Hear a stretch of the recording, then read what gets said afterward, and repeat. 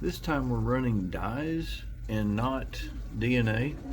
We've got this set on about 45 to 50 volts, and this has just been hooked up, so we'll come back and look at this later.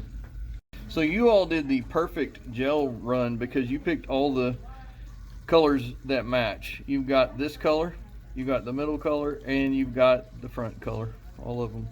And the one that moves the furthest is the one that's the lightest, and then the one that moves the least is the heaviest.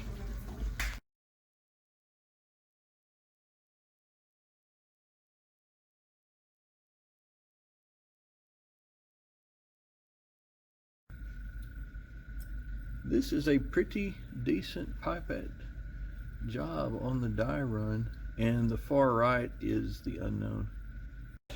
So in your unknown sample, you have a match to this wave here, and then you have a match to this wave, but then this little color right here in the middle is missing. This is the dye that you did not have in your run, this middle one right here.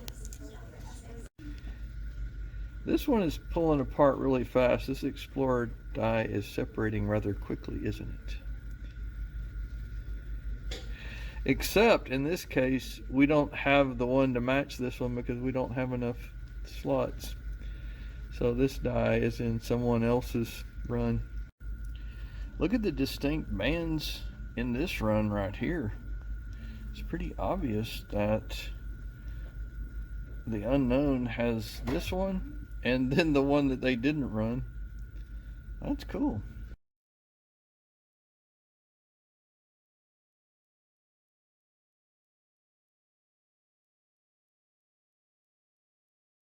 It's called the Explorer mixture, but notice that it appears to have this dye, and that dye mixed all together. It appears that way.